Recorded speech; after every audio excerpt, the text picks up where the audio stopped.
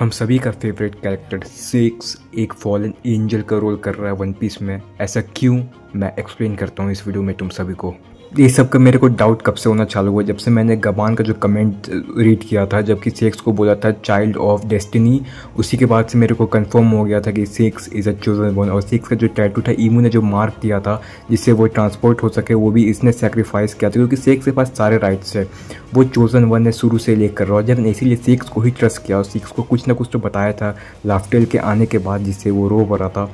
और ऐसा मेरे को इसी लगता है क्योंकि सेक्स उसके बाद एक जर्नी में चला गया था एंटिल वो लूफी से मिला। लूफी से मिलने के बाद उसका पूरा का पूरा लाइफ चेंज हो गया। उसके बाद वो फ्री हो गया। फ्रीडम लूफी ने सबसे पहले लिबरेट किया था सेक्स को। सबसे पहला उसका लिबरेशन था, वॉरियर लिबरेशन का सेक्स था।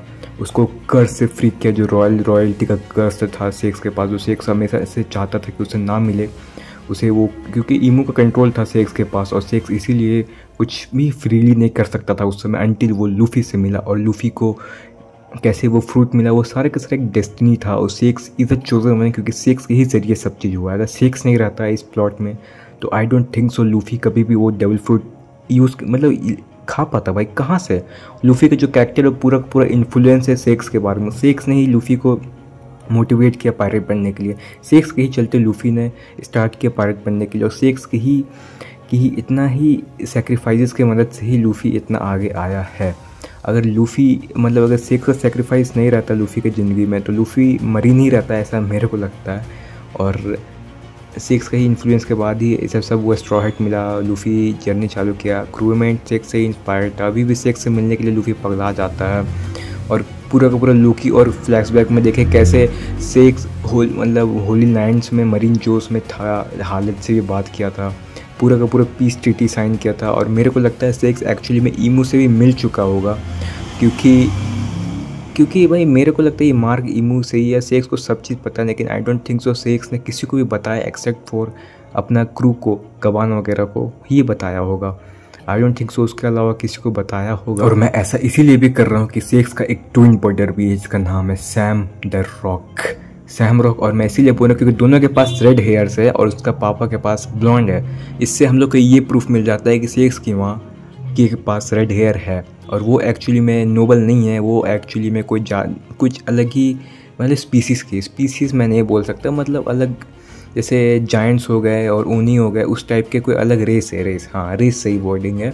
मेरे को लगता है वो मून पीपल है। मून पीपल के एक्चुअली में रेड हेयर्स है, क्योंकि सैंडोरा में भी हम लोग देखे थे स्काई आइलैंड में जो अपना बंदा था, मैं डाल दूंगा, वो उसके पास भी रेड हेयर थे। और स्काइपियंस के पास रेड हेयर है काफ़ी सारे स्काइपियन में। तो लगता है मेरे को लगता है वो भी स्काइपियन थे सेक्स की मदर और सैमरॉक की मदर। इसीलिए सेक्स का पास वो है इतना चोजन वन है, क्योंकि मून पीपल है। स्काइपियंस आर एक्चुअली मून पीपल। तो मून के जरिए ये चोजन वन था। ये तुम लोग का भी हल्का वियर्ड लग रहा है, लेकिन आने चैप्टर्स तुम रीड करोगे तो तुम्हें भी यकीन हो जाएगा कि मैं एक्चुअली में फैक्ट्स बोल रहा हूँ, क्योंकि ये थ्योरी बहुत ही पुराना मैंने रेडिट में रीड किया था। पूरा का पूरा रेडिट में थी। मेरे को बस ये पता चलता सेक्स की माँ का थ्योरी था। ये चोजन वन वगैरह कुछ नहीं था, वो मैं खुद से भी रिसर्च कर रहा हूँ। रिसर्च किया और मैंने तब वीडियो बनाना चालू किया।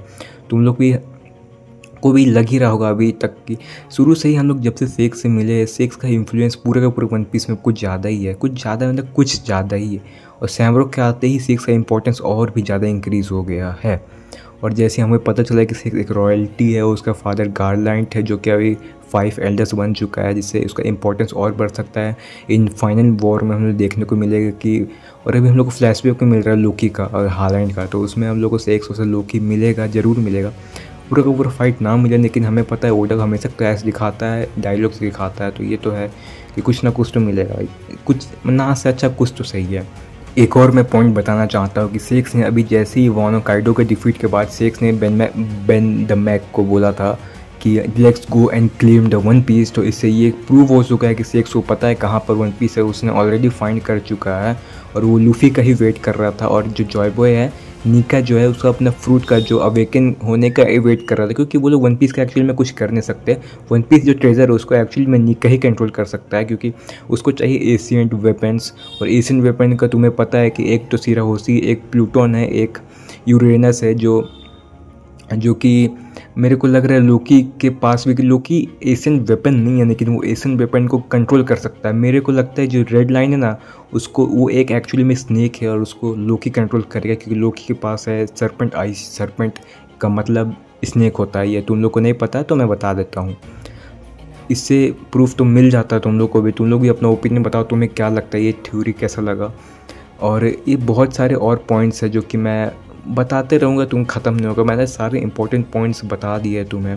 और ब्लैकबीयर्ड भी एक रोल प्ले करेगा, क्योंकि ब्लैकबीयर्ड के पास है डार्क फ्रूट और वो ईमू को काउंटर कर सकता है, क्योंकि हम लोग को नहीं पता कि ईमू एक्चुअली में वो डेविल फ्रूट है या कोई पावर है।